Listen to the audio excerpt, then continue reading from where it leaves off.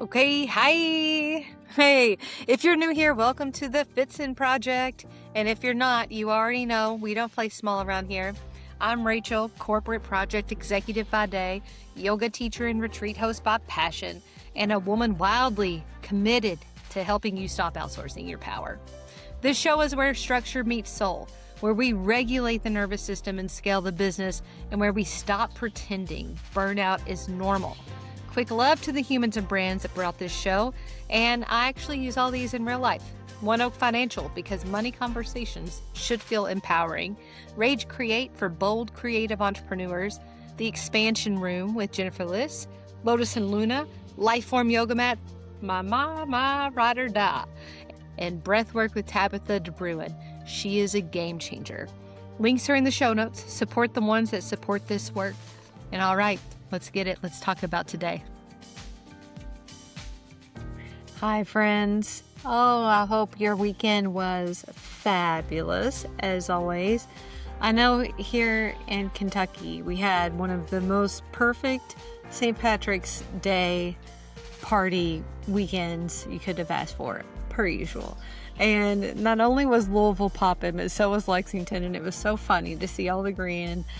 Just seeing it every year always makes me happy. You know, like just a little leprechaun bouncing around, trying to find the rainbow and pot of gold. It's just so cool, which is really funny because my mom and I, we took my son, we went crystal shopping, and one of my favorite things ever. So anyway, a little bit about what went on with us this weekend. It was just so cool. But enough about me. Let's get into today's episode. We have the beautiful Leilani Leard, and you'll hear her voice and you will know exactly why she's here.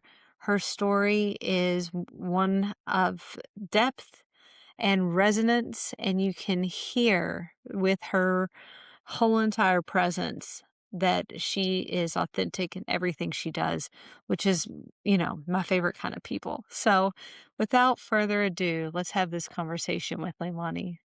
Thank you for Yeah. joining and being on the Fitz Project. It means a lot. And your Thank you time. thank you for very much for the invite. I really appreciate that too. Yeah, I it's really really cool. appreciated, yeah, our connection. So thank you. I do want to ask you, because I ask this for everybody. Sure. My favorite question, what does it mean for you to be in the business of yourself? What does it mean to be in the business of myself? That is, wow. Like Rachel, that's really what it's all about, honestly, in the sense of like to be in the business for myself means that before I lead, like I go to the depths that I want others to go to, right? It means that through life experiences,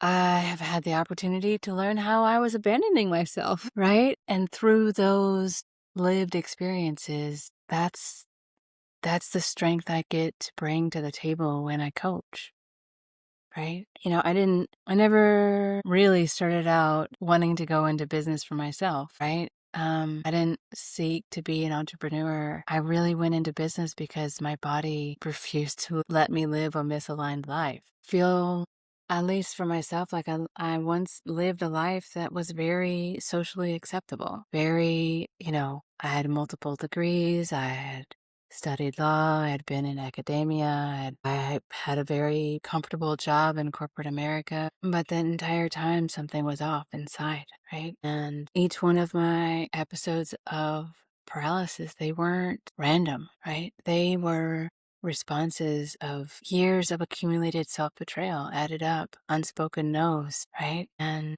each one of those episodes asked me to dig a little bit deeper. Each one of those episodes asked me, are you going to choose to be socially acceptable and live a misaligned life? Or are you going to choose to answer what your soul has called you here to do, right?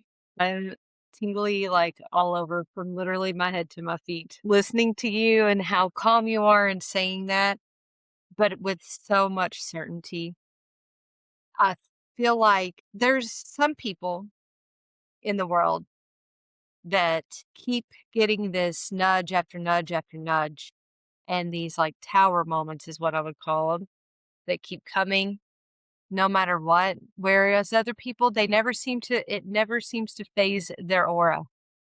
But it's those people that get them, it's like it shakes you so hard that you have to literally stop in your tracks, look at everything in your life from the inside, and then flip it on its head to then bust up and out.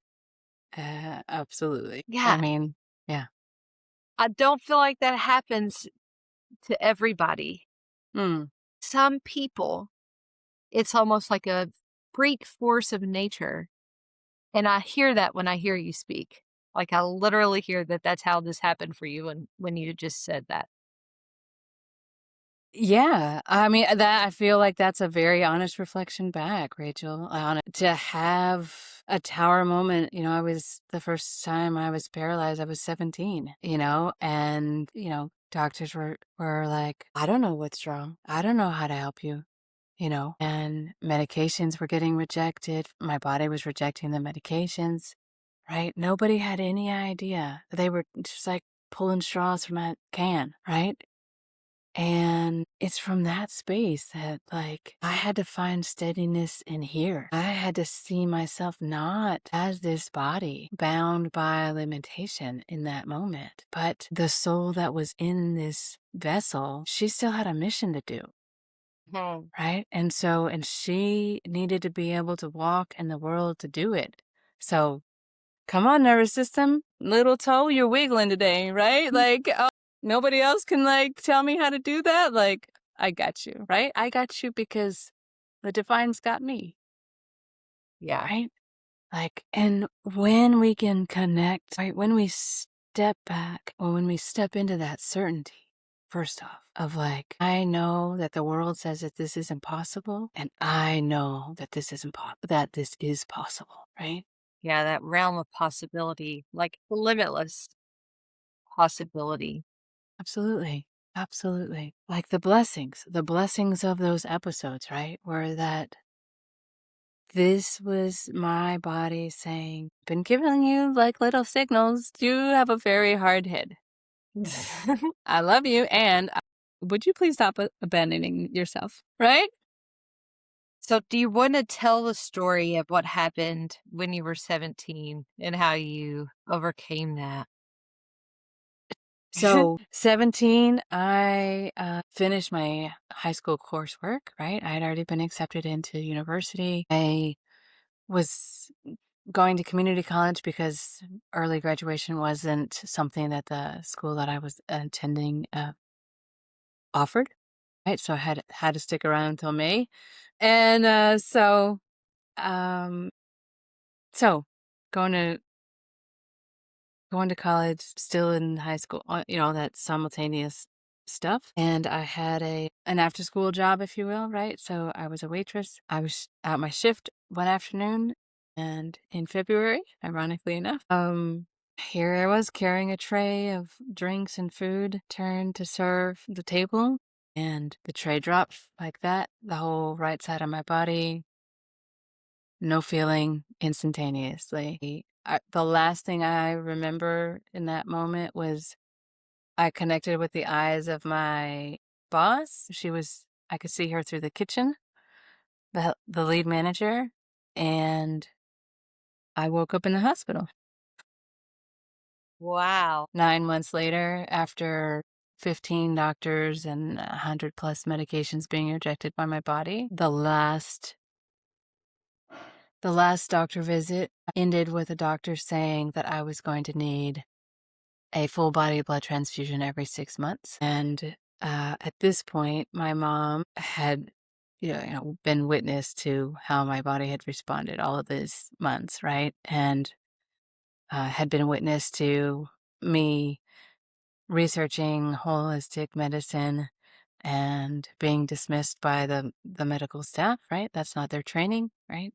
And so in that moment when that rheumatologist responded back in that way, she looked at him, she looked at me, she looked back at him, and she said, "I think my daughter's got a better plan for her life than that." And we left the office. And that was an incredible moment because it was a moment where I felt truly seen. 17's a hard age, I think, just for life in general. And to receive that level and that depth of validation from a parent has been to this day, and all of the other episodes of paralysis that transpired, like a huge blessing, because then she said, okay, like in the car, she was like, okay, you have already researched your naturopath, so let's make an appointment, right? And so we did and got a very different evaluation, right? When we went into that appointment. And by this time it was late November, and I was still very determined to be at the university that had accepted me. And so I asked him point blank, I said, look, like, I will be at a university campus in January. What do you need from me for that to happen? Right? So he gave me very specific protocols and I met them. Off we went, right? Overall recovery in total, right, from that regimen, from all those protocols, excuse me, it was probably about a 2.5 year process. That being said, it didn't stop me from going to Japan. It didn't stop me from graduating on time from university. It didn't stop me from, being in all of the things that I did, right? I never identified myself as somebody with paralysis. It was simply an interruption in patterning, right? And it was an invitation for me to start to learn how to choose myself. For sure, I could see that. That's super powerful. So, and that invitation opened up at 17. And with the catalyst of your mom being such an empowering person for you, also knowing how important it was for you to choose yourself over the medical advice. This brings me to the Joe Dispenza and his life and how his story is so parallel with yours and his accident. I had just heard about his story. Just randomly got on a podcast. I just found out about him and his existence maybe a year ago. And he's obviously healed and helped so many people learn how to Right. heal and help themselves through Yeah. probably many modalities you used. And I want to get into that. Sure. Was just, I find these stories miraculous. I always think that like childbirth, getting pregnant for one thing is a miracle by itself. Absolutely. Staying pregnant is another miracle by itself. Having the birth of the child is a miracle. There's so many miracles that we experience just on a human scale from conception on is wild to me. And then you have these where you kind of lay out the law for yourself and you have to get rid of the noise. How did you Absolutely. do that? What was your plan? What was your regimen? I mean, I healed by listening to the body.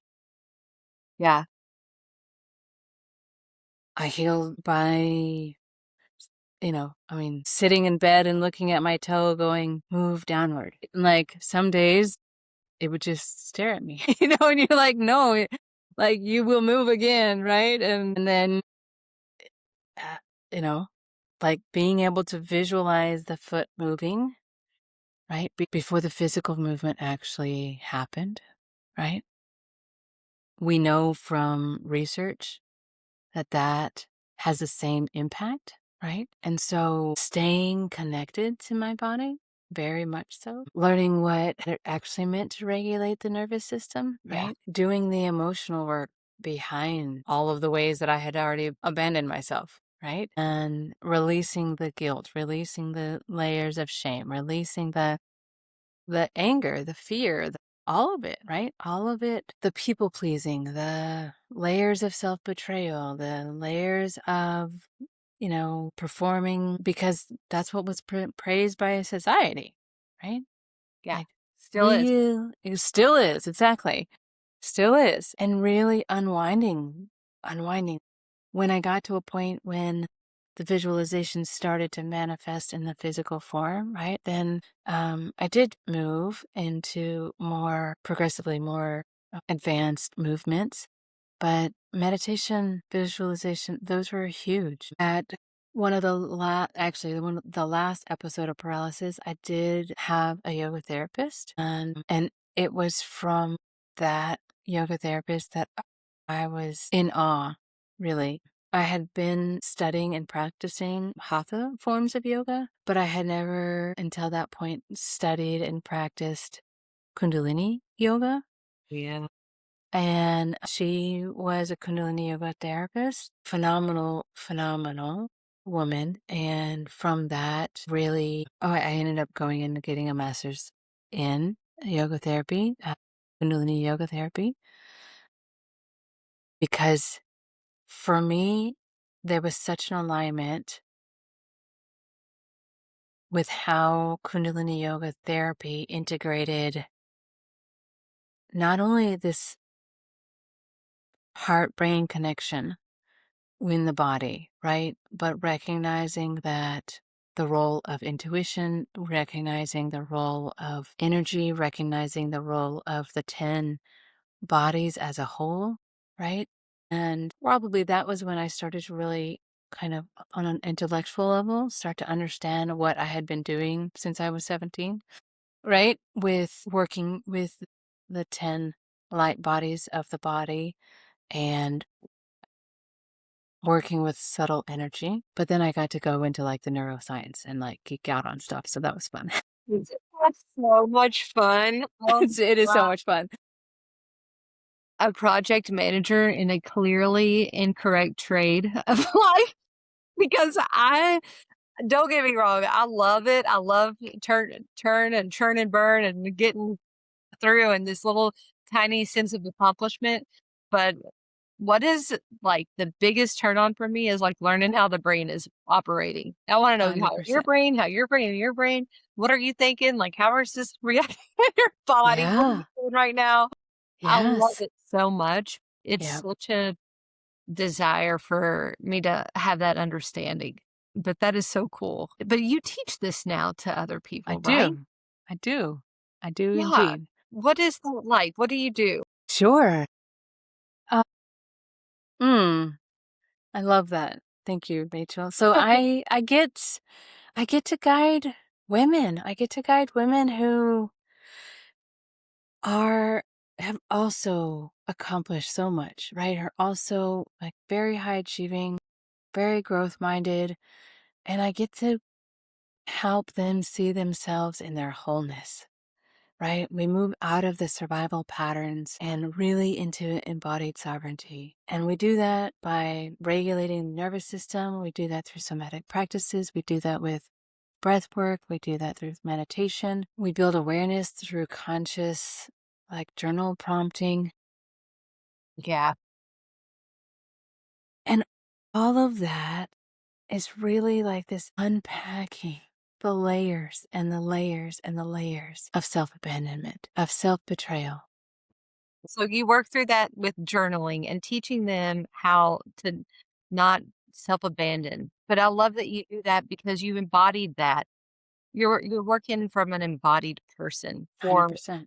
what you're your own client avatar, perfect client avatar, but there's so many people that experience what you have on your level.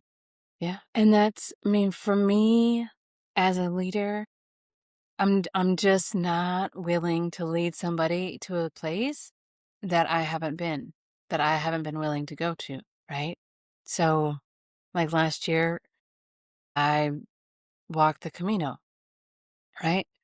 800 kilometers by myself, not in a group, not like nothing planned out. Like, why? Because I knew that that would create a space for me to face deeper layers, right? So a person who experiences or experienced multiple sessions of paralysis at different times walks the Camino by yourself for deeper layer experience of finding out who you truly are. That is amazing, and I love that, and then you get to share that, and there's so many insights I'm sure that came from that. I went on a hike last year, and I thought I was gonna die several times, and I didn't know what I was getting into, but then I realized, I was like, "What a gift that was," you know? And I'm sure your experience was just pouring.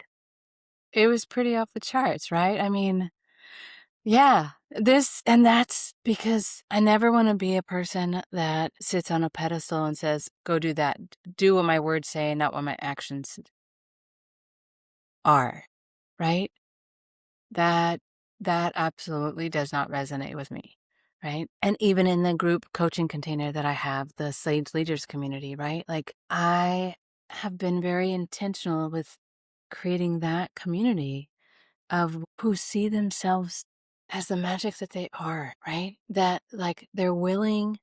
Yes, yes, we've all had difficult moments, but the way we choose to respond to those moments creates how we show up when those moments take different forms, Yeah, right? and I love you carefully chose those words, and I know you did, because it is a choice when you respond instead of a reaction. That's not a choice, right? Reaction's not a choice, but you choose to respond to those moments, and you offer tools for that, and you can settle your nervous system through those tools that you've learned with your neuroscience and your Kundalini yoga, which I think is amazing. I could talk about yoga all day long. I love it. Well, come on in and do that. Right. I did a Kundalini for the first time last Yeah. year at the Kentucky Yoga Festival. Nice. Is that when MC Yogi performed? No, that was Okay. at Wanderlust Okay. Oh, yeah, 20, you're right. You're right. but I went with my fiance and my mom and my son. We went, and it was his first yoga class ever, and we did Kundalini together. And I had never done it before. And he Okay. had never done yoga ever before, and I was like, I couldn't have picked a more perfect class to have gone to for his first and for our first together, Yeah. because it was truly the way the instructor, her name is Jop, how she led it. She's teaching again at the Kentucky Yoga Festival this May. She's Nice. awesome, love her. But the way she led it was purely for what felt like spoke directly to me in my heart. Wasn't just me in the class. It was so many people, but it was so specific to me, but I knew it was also received by everybody. So, It was beautiful. I love, love, love that teaching. I wish I taught that. I don't teach Kundalini, but it's amazing, right? Right. Open up your doors. there you go. I'm like, sister. Yeah. I love that. I love that you had such an impactful experience and that you were open to connecting with that beautiful divine energy within you, right? Yeah. I feel like that's really one of the main differences in how Kundalini and Hatha forms of yoga are taught, at least in Western countries, is that there's really a deep pause for us to really look inward. Yeah. You And get I it. think, It's like yeah, go honor. ahead. It's an honor, you Yeah, know, for yourself, absolutely. Absolutely. all of yourself. Yep, It's beautiful. absolutely. Yeah, it is. So cool. So when Thank you're you, Rachel. moving with your collective, want to tell us how we can get a hold of you? How can we join? I mean, I Sure. feel like you have such a powerful story, and that is outwardly shown times 10 when you would lead, or because you don't live your life, and that's super specific. You lead it. And that's such a difference for, like I said, those special people that get those tower moments where you have no other choice but to look at Exactly. them. Yep. You have no other choice but to lead your life. You, me. Because it's like when we don't, it crumbles from the inside and it's almost unbearable. It is wild how that has reflected in my own life and how I see some people on snooze, just on snooze. And I'm like, it never hits them like it does me, or maybe it does and they can bear it. I don't know. I'm weak. I can't bear it. I'm like, all right, I'll just turn my shit around. Bye. No, and see, and this is what society shares with us, right? Is that, oh, if you can't take, 100-pound weight of stress, then you're weak, right? Right. And it's like, mm, can can we honor the fact that one, there are different soul contracts, right? That two, we all call in different circumstances for which teach us, right? And what you perceive to be 100 pounds, somebody else might perceive to be in a different area of life, might perceive it to be 200 pounds. And somebody else in that area of life also might perceive it to be 10 pounds, right? Yeah. When we recognize that we as a collective are learning from each other, right? That you're carrying 100 pounds in the way that it landed within your body is different than the way John over here carried his 200 pounds or his 15 pounds, right?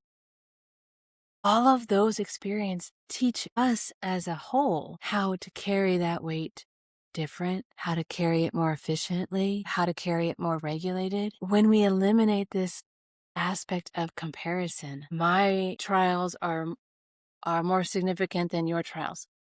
BS. Like, there are people's lives that on one side you can say, wow, they get to coast through life. That must be nice. I wouldn't have any idea what that feels like, right? Yeah. And then I go, yeah, well, that's my soul's here to do something different. Mhm. I wouldn't be able to do that. That would drive me crazy. And my soul knows that, Yeah. right? This is what I called in. I called it in, so I'd have to take responsibility for it, right? And that requires me to lead my life, right? And not Absolutely. not just to sit on the backside going, oh, well, alignment is selfish. No, it's not. It's efficient. It's leadership, it's self-leadership, Exactly. it's energy management, it's mindset, it's being able to Yes. wake up and being in a state of mind like, "Oh my god, thank you so much for giving me another day." Eso, right? Because here's the truth of it, Rachel. Transformation doesn't happen through wishful thinking. It No. happens through embodied action, Yeah, right? yeah. Embodied action. That is that is the key for all of it.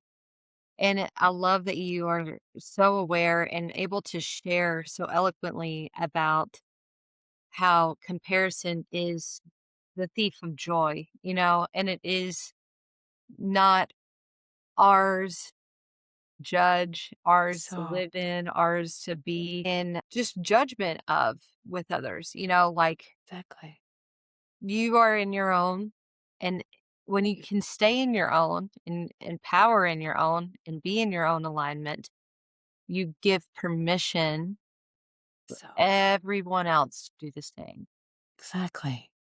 Exactly. And the truth of it is that we all have the ability to do it, right? It's just a matter of learning the training for it, right? And so you you asked, like, how do people stay in touch or continue their conversation or whatnot? And Rachel, like, I would really love to extend a special gift to your audience. So if anybody listening to this conversation, if something landed not here in the mind, but really in the body, I would really love to reward that acknowledgement that you're feeling the nudge within yourself.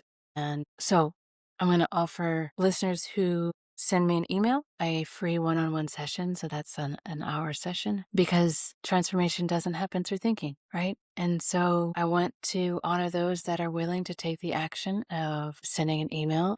I want to honor their courage to do that, because this is what I'm here to do.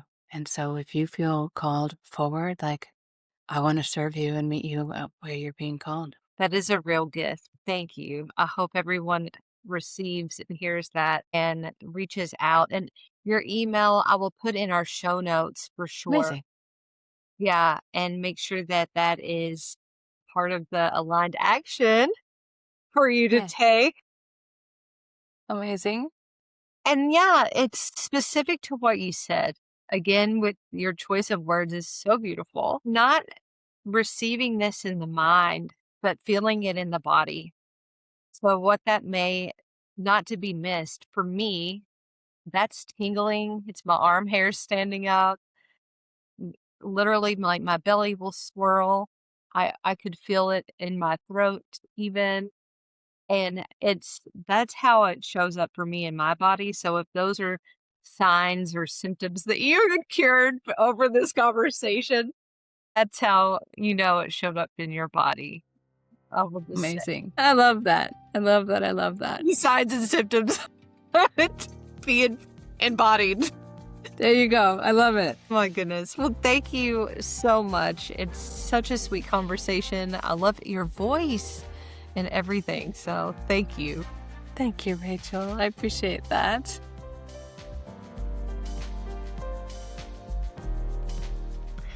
Wow. Let's take a breath together and let this land.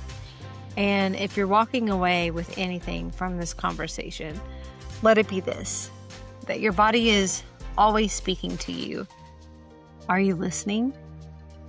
And transformation doesn't come from thinking about change, but from embodying it. And that you always have a choice to move from survival into sovereignty.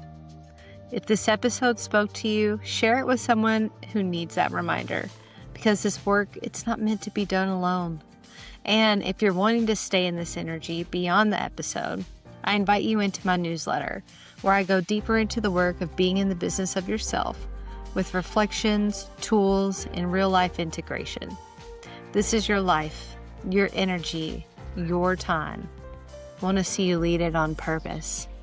Let's bring it in. Let's close this episode with a beautiful Om together. Take a breath in.